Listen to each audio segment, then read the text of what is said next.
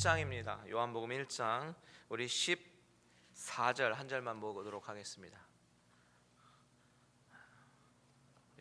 성탄 메시지 요한복음 1장 14절 우리 한 절만 보도록 하겠습니다. 우리 다 찾으신 줄 알고 우리 14절 다 같이 한 목소리로 읽도록 하겠습니다. 시작. 말씀이 육신이 되어 우리 가운데 거하심에 우리가 그의 영광을 보니 아버지의 독생자의 영광이요 은혜와 진리가 충만하더라. 아멘. 잠시 기도하겠습니다. 하나님, 2020년 성탄 주일입니다. 예수 그리스도가 이 땅에 오심을 기억하면서 예수 그리스도가 이 땅에 오실 수밖에 없었던 그 이유를 다시 한번 기억하게 하시고, 죄인된 내가, 자격 없는 내가 주님의 은혜로 말미암아 구원받았다라는 그 사실이 더욱더 크게 감사함으로 다가오는 귀한 성탄 예배가 되게 하여 주시옵소서. 이 시간에 하나님께서 말씀하실 때에 우리가 듣고 믿음으로 반응하는 귀한 믿음의 식구들 되게 하여 주실 줄 믿사오며 살아계신 예수님의 이름으로 기도합니다. 아멘. 어느덧 2020년도 성탄주일이 되었습니다. 올해는 성탄주일이 좀 특별합니다. 1년이라는 시간이 통째로 빼앗겨 버린 것 같아요. 오늘 같은 성탄주일에 이렇게 모든 성도님들 얼굴 제대로 보지도 못한 채 예배를 드리게 될 거라고는 전혀 상상하지도 못했기 때문입니다. 하지만 그 가운데서도 감사합니다. 이렇게라도 예배드릴 수 있는 것 감사하고, 또 우리 갈릴리 은혜교회 모든 성도님들이 건강하시고 교회를 위해서 사랑해 주시고 기도해 주셔서 감사할 뿐입니다. 모든 영광 하나님께 올려드립니다. 여러분은 성탄절 하면 어떤 이미지가 먼저 떠오르십니까? 어떤 조사기관이었는지 정확하게 기억은 안 나는데요, 예전에 미국 사람들에게 설문조사를 하기를 1년 중에 가장 기다려지는 할러데이가 어떤 것인지 물었습니다. 그랬더니 단연코 크리스마스가 뽑혔습니다. 대답하는 사람들 대부분은 전혀 주저하지 않고 크리스마스를 꼽았어요. 이렇게 크리스마스는 예수를 믿는 자나 믿지 않는 자나 다 즐거워하는 그런 할러데이죠. 왜 그럴까요? 왜 크리스마스는 수많은 사람들이 기다리고 즐거워할까요? 아마도 자신이 사랑하는 사람들, 식구들과 사랑을 나누고 표현하고 나누는 날이기 때문일 것입니다. 크리스마스에 우리는 성탄 카드를 주고받고 또한 작은 선물을 주고받습니다. 저희 가정은 해마다 크리스마스 트리를 거실에 만들고 그 밑에 서로가 서로에게 주는 그런 선물을 이렇게 쌓아놓습니다. 그리고 성탄절날 예배를 마치고 집으로 돌아오게 되면 저희 가족은 모두 크리스마스 트리에 옹기종기에 앉아서 선물을 이제 개봉하는 개봉식을 가져요. 그 선물은 가격이 높지 않아도 우리 모두를 행복하게 해주고 기쁘게 해줍니다. 이렇게 보통은 가족끼리 한 자리에 모여서 서로 사랑과 기쁨을 나누는 날이 크리스마스이기 때문에 많은 사람들의 기억 속에 크리스마스는 참으로 따뜻한 겨울일 것입니다. 하지만 그리스도인들은 보통 크리스마스라고 부르기보다는 성탄절이라고 더 많이 부르죠. 왜냐하면 성탄, 예수님의 탄생을 더 깊이 생각하기 때문입니다. 선물을 주고받는 날이 아니라 예수님의 탄생을 기억하는 날입니다. 물론 크리스마스도 틀린 말은 아니에요. 이 말은 그리스도를 뜻하는 라틴어 크라이스투스, 이것과 모임을 뜻하는 마스가 합쳐진 합성어이기 때문에 이 말 자체도 어떻게 보면 성경적입니다. 하지만 우리는 성탄, 바로 하나님이신 예수 그리스도가 탄생하신 그것을 더 집중해서 기억하기 원하기 때문에 많은 교회에서는 성탄절, 성탄 예배라고 많이 쓰고 있는 것이죠. 오늘 이 성탄주일 예배를 통해서 우리가 생각해 보고 싶은 것은 하나님의 사랑이 얼마나 크고 놀라운지 생각해 보기 원하고, 그리고 그 사랑으로 인해서 우리도 그 사랑을 서로에게 전달하는 전달자가 되어서 우리 가운데 하나님으로부터 오는 그 사랑이 더욱 풍성해지는 그런 성탄절이 되시기를 간절히 축원드립니다. 해마다 고민하는 것은 올해 성탄절은 어떤 메시지로 나눌까 하는 것이죠. 그러다가 우리가 평소에 요한복음을 쭉 묵상하고 있는데 사실 시작은 3장부터 시작을 했고요, 1장과 2장은 따로 나눠보지 못했습니다. 그런데 1장은 우리가 너무나도 잘 알다시피 예수 그리스도의 성육신의 사건으로부터 기록되고 있기 때문에 저는 오늘 2020년 성탄주의를 맞이해서 요한복음 1장에 나오는 말씀을 가지고 은혜를 나누려고 합니다. 우선 14절을 다시 한번 읽을게요. 시작. 말씀이 육신이 되어 우리 가운데 거하심에 우리가 그의 영광을 보니 아버지의 독생자의 영광이요 은혜와 진리가 충만하더라. 우선 우리가 이 말씀에서 주목해 보고 싶은 부분은 바로 말씀이 육신이 되었다라고 하는 부분입니다. 요한복음은 시작을 하면서 태초에 말씀이 계시니라, 이 말씀이 하나님과 함께 계셨으니 이 말씀은 곧 하나님이시라 라고 시작합니다. 이 시작은요 얼마나 놀라운 선언인지 몰라요. In the beginning, 태초에 아무것도 만들어지지 않았을 당시에 모든 만물의 가장 처음보다 더 처음에 가장 먼저 있었던 것은 말씀이었다라는 사실입니다. 헬라어로 로고스라고 하는 이 말씀이라고 하는 단어는 그 당시 헬라인들에게는 그들의 사상을 지배하던 철학 중에 하나였습니다. 그 당시 로고스라는 단어는 당시 헬라 철학, 그리스 철학이죠. 그리스 철학의 골자였는데 사람들은 로고스는 신이고 신이 로고스라고 믿었습니다. 그래서 그 당시 이 로고스의 진정한 의미를 알던 모르던 로고스 이렇게 얘기하면요, 아, 신을 이야기하는구나 라고 생각할 정도로 그 개념에 아주 익숙해져 있었습니다. 그럼에도 불구하고 그들은 그 로고스가 구체적으로 누구를 말하는지 잘 알지 못했습니다. 바로 이것이 요한이 로고스라는 용어를 사용한 이유라고 추측합니다. 당시 사람들에게는 예수님이 바로 하나님이시다라는 이 진리를 설명하기 위해서는 로고스라는 말이 아주 적당하고 현명한 방법이었기 때문입니다. 요한은 이 로고스라는 단어를 사용해서 사람들에게 설명하기 시작합니다. 뭐라고 이야기합니까? 이 로고스는 태초에 하나님과 함께 계셨고 만물은 그로 말미암아 지음을 받았다라고요. 즉 이 로고스라는 어떤 진리의 말씀, 이 컨셉은 하나님과 함께 이 세상 만물을 창조하신 어떤 신적인 존재임을 암시하고 있는 그런 것입니다. 그리고 1절에서 말하잖아요. 이 말씀은 곧 하나님이시라. 요한이 강조하려고 하는 부분이 무엇이었겠습니까? 영원부터 계시는 분, 스스로 계시는 분, 영원까지 계시는 분, 즉 알파와 오메가가 되시는 하나님을 강조하기 위한 것이 바로 로고스라는 진리의 말씀을 사용하고 있는 것이에요. 그런데 문제는 뭐냐면 4절, 5절을 한번 보면 그 로고스 안에 생명이 있는데 이 생명은 사람들의 빛이라고 이야기합니다. 하지만 이 세상의 사람들은 그 빛을 깨닫지 못하는 영적인 소경, 영적인 어두움, 영적인 무지에 사로잡혀 있었다라는 것이 문제입니다. 인간의 실존이에요. 예수가 없는 삶.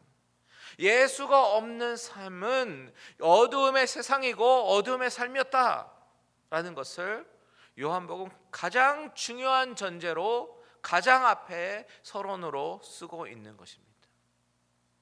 주님은 그런 어두운 세상에 빛을 비추러 오셨습니다. 빛을 비추어도 그가 누구인지 어떤 분이신지 알지 못하는 그런 영적인 무지 가운데 있는 자들에게 생명의 빛을 주시기 위해서 하나님이 선택하신 방법은 바로 말씀이 육신이 되는 것이라는 사실입니다. 여기서 14절에 말씀이 육신이 되었다라는 이 9절 뒤에 이어진 9절들을 가만히 보십시오. 말씀이 육신이 되어 우리 가운데 거하셨습니다. 그래서 우리가 그의 영광을 봅니다. 보니까 아버지의 독생자의 영광이고 은혜와 진리가 충만한 것을 보게 된다라는 이 내용, 이것을 가만히 보고 있노라면 이 이미지는요 우리로 하여금 출애굽기 33장과 34장을 생각나게 만듭니다. 출애굽기 33장 7절 이하에 보면 회막에 대한 이야기가 나와요. 텐트 오브 미팅. 그런데 모세는 회막에서 하나님과 대화를 나눴습니다. 한번 볼까요? 33장 8절 9절 말씀을 같이 읽습니다. 시작. 모세가 회막으로 나아갈 때에는 백성이 다 일어나 자기 장막문에 서서 모세가 회막에 들어가기까지 바라보며 모세가 회막에 들어갈 때에 구름 기둥이 내려 회막문에 서며 여호와께서 모세와 말씀하시니, 모세가 회막에 들어갈 때에 하나님의 임재를 상징하는 구름 기둥이 회막으로 이렇게 내려옵니다. 그리고 거기서 여호와께서 모세와 말씀하셨다라고 말하죠. 대화를 나눴다라는 이야기예요. 그런데요, 그 대화가 어떤 모양이었냐면 11절 보세요. 시작. 사람이 자기의 친구와 이야기함 같이 여호와께서는 모세와 대면하여 말씀하시며, 어떻게 이야기한다고 합니까? 친구와 이야기함 같이, 친구끼리 이야기하는 것처럼 하나님은 모세와 대면해서 말씀하셨다. 어디에서요? 회막에서요. 하나님은 회막에서 모세와 대화를 나누고, 그리고 시내산에서 모세에게 자기의 말씀을 2개의 돌판에 기록해서 모세에게 주십니다. 그리고 오늘 본문 요한복음에서 요한은 그 하나님의 자기 표현, 그 말씀이 육신이 되었다라고 우리에게 말하고 있어요. 그런데 이 부분을요, 신학자 D.A. 칼슨은 히브리서 말씀과 연결해서 설명하는데, 히브리서 1장 1절과 2절 한번 볼까요? 히브리서 1장 1절 2절 같이 있습니다. 시작. 옛적에 선지자들을 통하여 여러 부분과 여러 모양으로 우리 조상들에게 말씀하신 하나님이 이 모든 날 마지막에는 아들을 통하여 우리에게 말씀하셨으니, 여기까지요. 구약에 모세에게 말씀하셨던 그 말씀이 신약에 살고 있는 우리에게 말씀하시기 위해서 아들을 통해서 말씀하시게 하셨는데, 그렇게 하시기 위해서 그 말씀이신 하나님의 아들이 육신이 되셨다라는 표현을 하고 있는 것입니다. 사실 오늘의 본문에 말씀이 육신이 되셨다, 이 말씀은요, 도저히 있을래야 있을 수 없는 놀랍고도 놀라운 이야기입니다. 히브리서 특세 때도 말씀드렸지만 예수님의 이 성육신은요, 사실 예수 그리스도에게는 수치고 모멸입니다. 어떻게 인간을 만드신 창조주 하나님이 자신이 만든 피조물인 사람의 몸 안으로 들어오실 수 있어요? 그리고 태어나시기를 가장 낮은 곳 마국간의 구유에서 태어나십니까? 이것은 말이 안 돼요.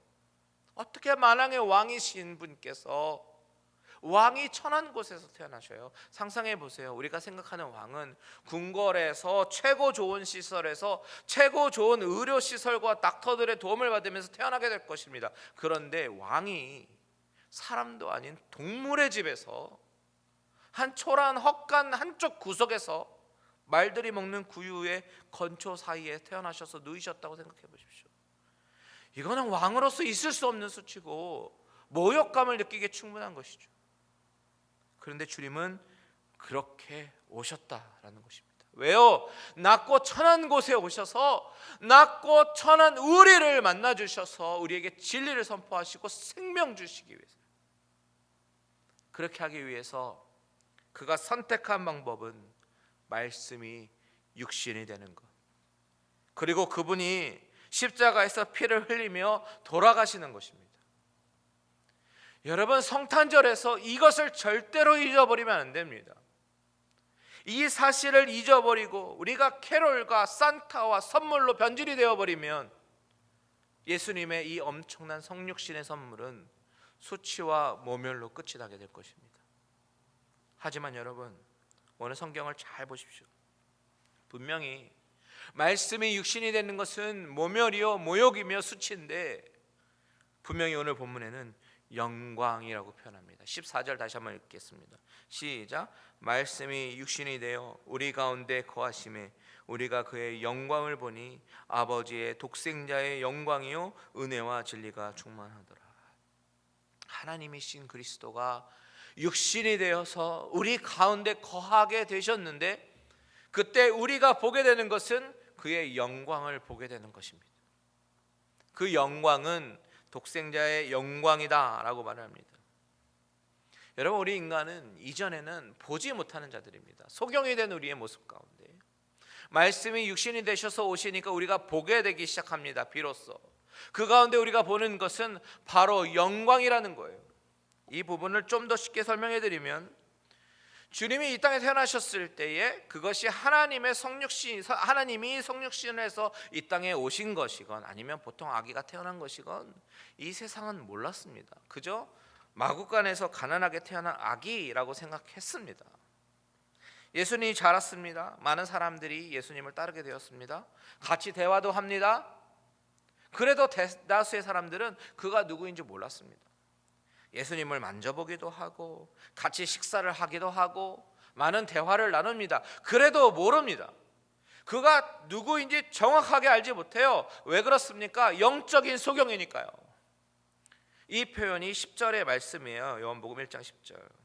그가 세상에 계셨으며 세상은 그로 말미암아 지은 바 되었으되 세상이 그를 알지 못하였고.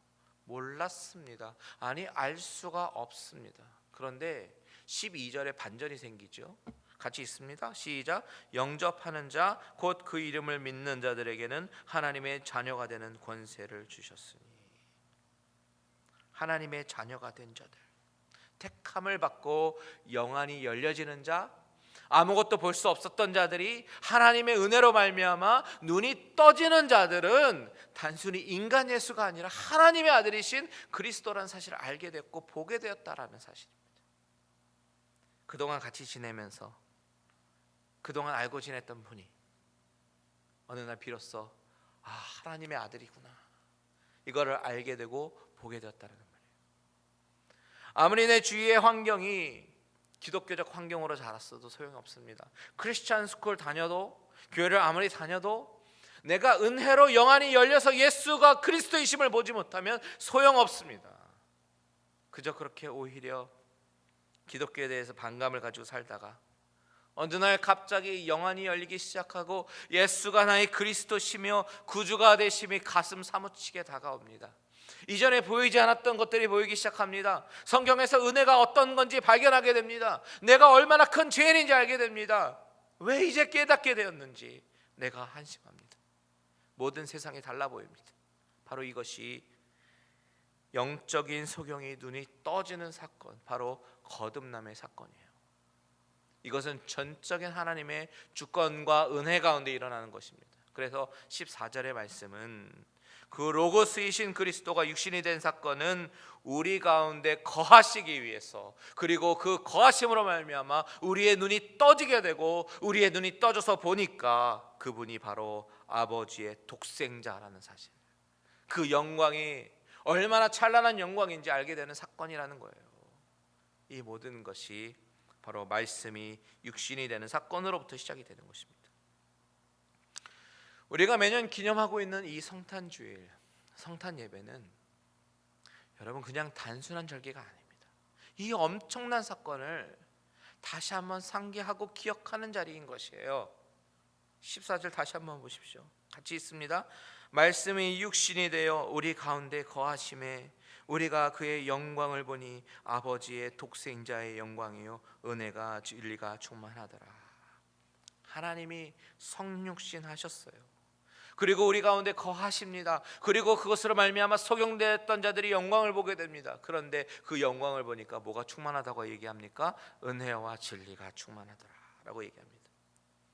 여기서 은혜와 진리가 충만하다, 이 부분을 정확하게 이해하기 위해서는 우리는 다시 한번 출애굽기로 돌아가야 됩니다. 아까 보았던 출애굽기 33장과 34장으로 다시 돌아가면 회막에서 하나님과 모세가 이야기를 나눴다라는 말씀이 나오고 뒤이어서 모세가 하나님과 이제 대화하는 장면이 나오는데요. 모세는 하나님께 주의 영광을 내게 보이소서라고 하는 말을 하는 장면이 나옵니다. 33장 18절이에요. 이때가 언제냐면 첫 번째 돌판을 금송아지 사건 때문에 깨트리고 두 번째 돌판을 받기 직전입니다. 모세는 어쩌면 이 백성들을 내가 끝까지 인도할 수 있을까? 그 인도할 자신이 없었을지도 모릅니다. 그래서 하나님께 물어보는 것입니다. 주의 영광을 내게 보이소서.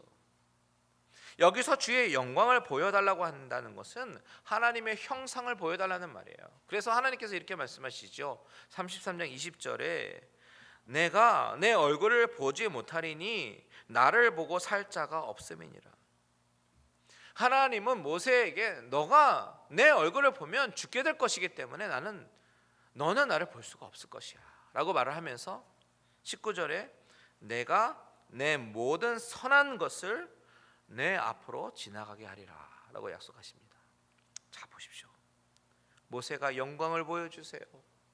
그런데 하나님은 내 모든 선한 것을 내 앞으로 지나가게 하겠다라고 말씀하신단 말이에요. 그러면서 내 얼굴 보면 너가 죽을 테니까 내 영광이 지나갈 때 너를 내 손으로 잠깐 덮었다가 손을 거둘 건데 너는 내 등은 보겠지만 얼굴은 보지 못할 거야 라고 말씀하십니다. 이것이 출애굽기 33장의 마지막 부분의 말씀이에요. 그리고 나서 두 번째 돌판을 주실 때에 하나님은 실제로 모세에게 나타나십니다. 34장 6절과 7절 보겠습니다. 여호와께서 그의 앞으로 지나시며 선포하시되 여호와라 여호와라 자비롭고 은혜롭고 노하기를 더디하고 인자와 진실이 많은 하나님이라. 인자를 천대까지 베풀며 악과 과실과 죄를 용서하리라. 그러나 벌을 면제하지는 아니하고 아버지의 악행을 자손 3, 4대까지 보응하리라. 하나님이 모세 앞으로 이렇게 지나가시면서 약속하신 대로 지나가시면서 스스로 자신에 대해서 선포하십니다. 나는 여호와라 여호와라 은혜롭고 노하기를 더디하고 인자와 진실이 많은 하나님이라. 여러분, 바로 이것이 하나님의 성품입니다.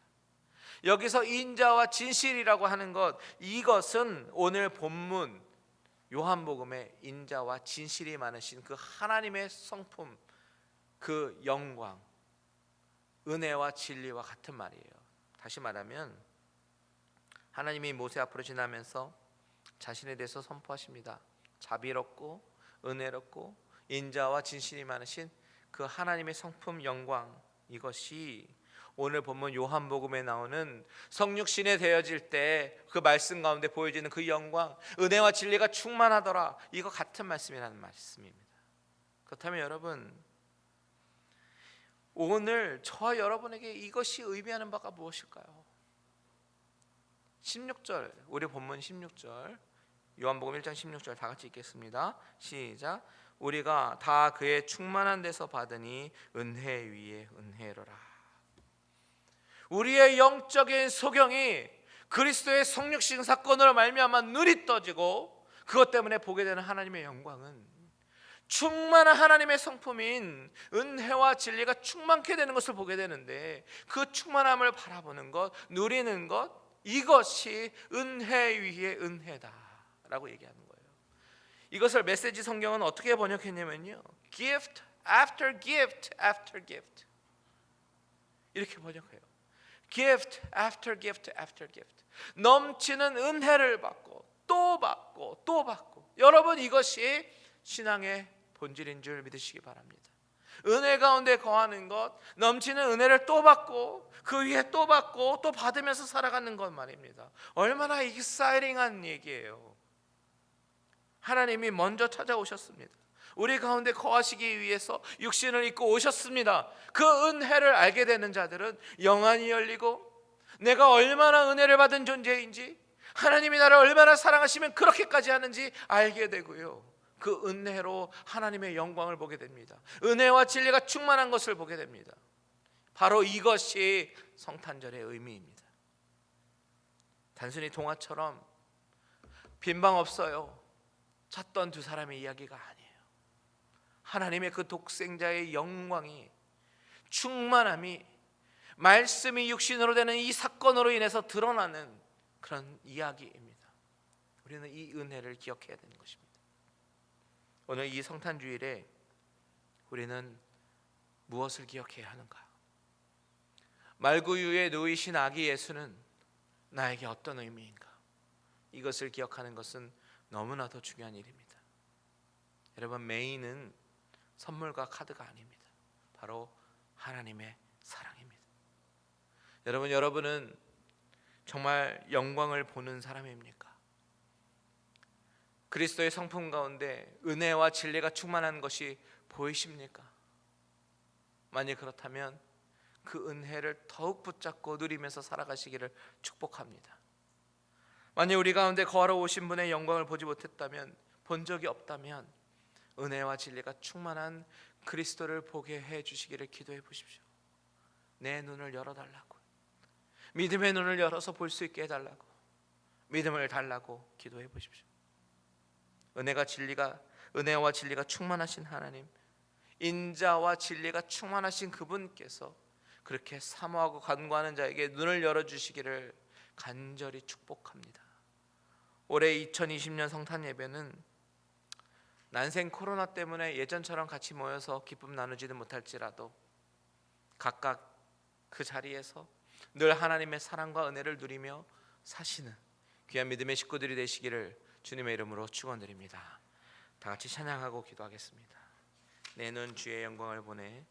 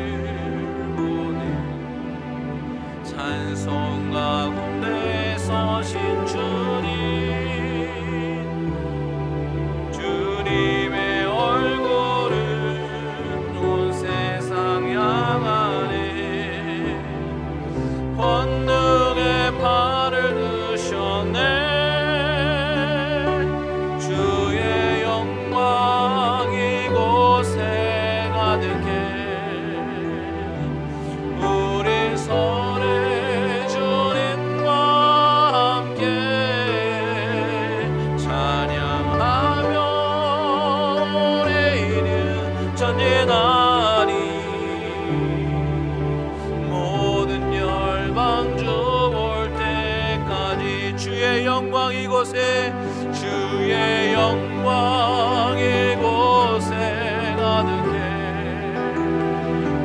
우리 손에 주님과 함께 찬양하며 우리는 전진하리 모든 열방 주 볼 때까지. 우리 이 시간에 다 같이 기도하기 원합니다. 우리 이 시간에 기도할 때는 하나님 내 눈을 열어서 주님의 영광을 보게 하여 주시옵소서. 하나님 이곳에서 예배 드릴 때마다 우리 갈릴리 은혜교회에서 예배 드릴 때마다 하나님의 영광을 보게 하시고 하나님의 성품인 은혜와 진리가 충만한 것을 경험케 해 주시옵소서. 늘 여기서 예배 드릴 때마다 하나님의 은혜 위에 은혜가 더해지고 은혜가 더해지는 그 충만함을 경험하게 해 주시옵소서. 다 같이 주님의 이름 한 번 부르고 기도합니다.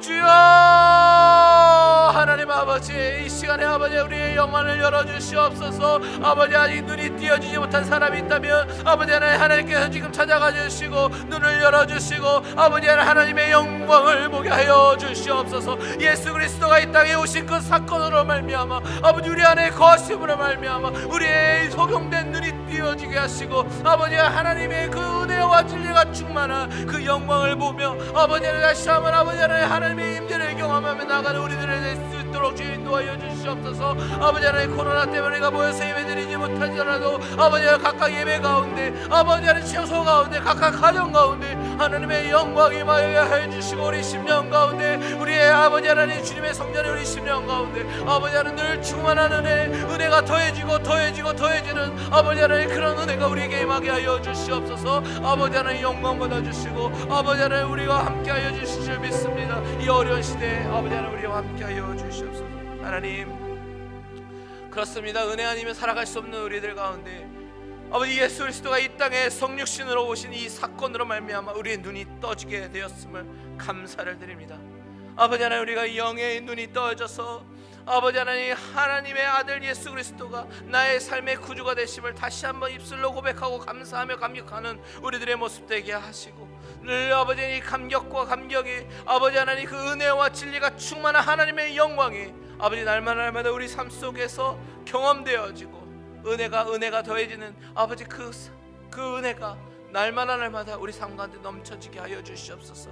아버지, 성탄절을 보내면서 아버지 하나님, 우리가 그저 아버지 하나님 카드와 선물과 캐롤과 산타에 물들지 아니하도록 도와주시고, 우리를 위해서, 우리를 살리기 위해서 오신 예수 그리스도의 그 크신 은혜, 하나님 아버지의 그 지극하신 사랑, 지독하신 그 사랑을 다시 한번 경험하며 나가는 우리들의 모습 되게 하여 주시옵소서.